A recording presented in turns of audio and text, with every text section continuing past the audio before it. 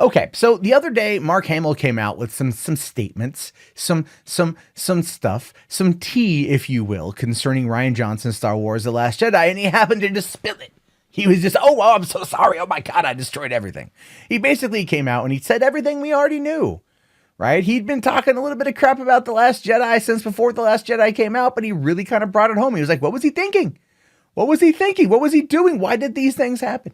And of course, I talked about it and the video did very well. And a lot of people really agreed with what he had to say, what I had to say. And I think it really does show you that the dedicated fan base of Star Wars can look back at The Last Jedi and go, man, there is some really dumb stuff here. There are some really poor design choices with this particular movie. And there's Rian Johnson going like, I don't care. I got a lot of money and I got to go do it all over again. Maybe he's not that diabolical. In my mind, he's that like he maybe be a little bit like that, but at the same time, it's been 15 months, and we're still talking about The Last Jedi because it is still painful. You know what I mean? It's still, they really dug that in there. They broke off the blade and it's become infected and septic and we're all going to probably die. But the truth, well, not the truth. The funny stuff was this though. Mark Hamill, I think, got in a little bit of trouble for that statement. I think he did. It says here, Mark Hamill takes a vow of silence on Star Wars movies. That's right. He's cleaning up the tea. He ain't spilling it no more. He wants to make sure that, that he doesn't get himself in any trouble and that Bob Iger doesn't personally come down and kneecap him. And I'm not entirely joking on that one too. There was a time where you had a guy by the name of Rick McCullum who used to be, I think he was a fan relations dude at Lucasfilm, and he was at Comic-Con talking about the prequel trilogy. And I remember he was there presenting the DVD or what would be on the DVD for episode 2. And, you know, like he was being asked a lot of questions about episode 3 and he couldn't answer. And the joke my friends and I made were like, I bet you right now George Lucas is watching from a bunker 20 feet below Lucasfilm with his finger on a button. And if McCullough screws up, it's going to be scanners, motherfucker.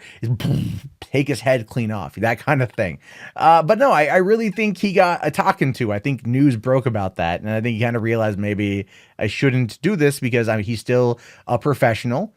He still has a reputation. He still has a job to do. The promotional, the PR tour is going to start up here in about 6 months or so. And they're going to start really doing interviews and a lot of the things leading into the release of the film. And he doesn't want to do anything to damage that. Actually, look, I'm going to be honest with you, Mark. Drop the bombs, baby. Drop the bombs. Come out swinging. Come out waving that flag. Rian Johnson sucks. Do that. And my God, man, you will have people lining up for days and weeks on end to find anything about episode 9 they can to love. Because if you come out and you're just like, nah, there were some big problems with it. We kind of protected him because we felt we had to under contract with the studio. And maybe he's not a bad dude. I got no idea what his personality is. I really don't care. But it's like they come out and drop the bombs. Everyone should come out right now and just disavow The Last Jedi.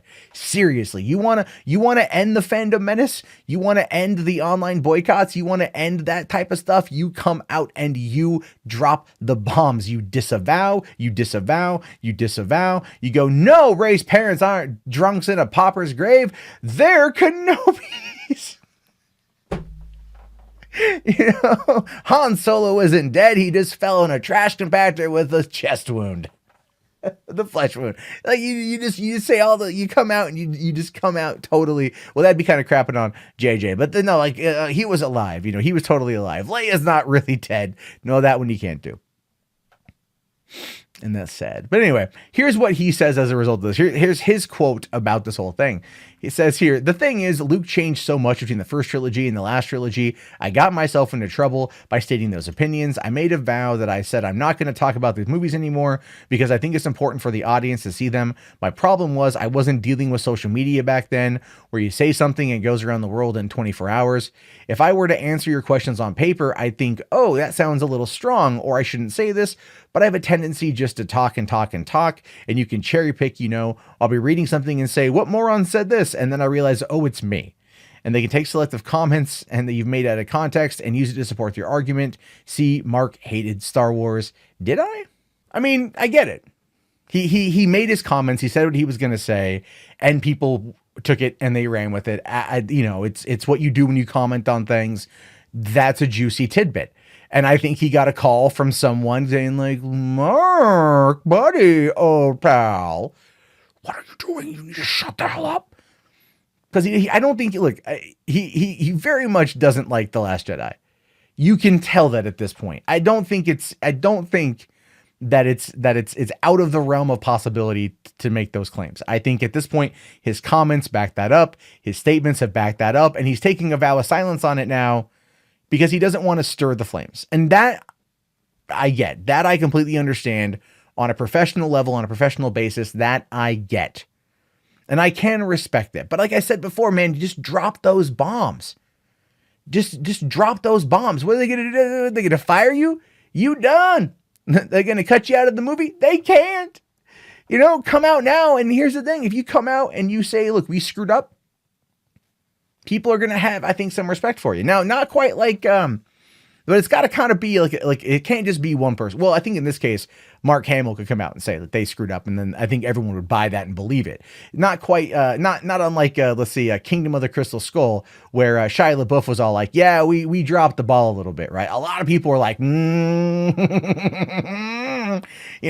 But then Harrison Ford didn't badmouth the movie. Spielberg, when criticized, said, "I made the movie my friend George wanted me to make," which was an epic pass off to George Lucas. That was an epic pass off. But I think if Harrison Ford or Spielberg would have come out and said, yeah, the movie wasn't as good as it could have been, we're going to do better the next time around, I think fans would be a lot more like, yeah, no, I get it. But these are like multi-$100 million movies. It's more than just a sum of its parts. It's a process. It's a journey.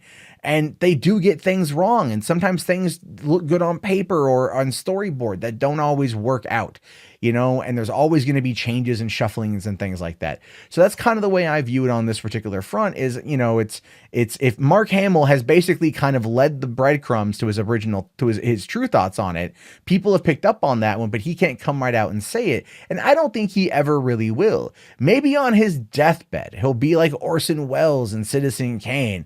And instead of saying Rosebud, he'll just whisper, "The Last Jedi sucked." And then he'll die.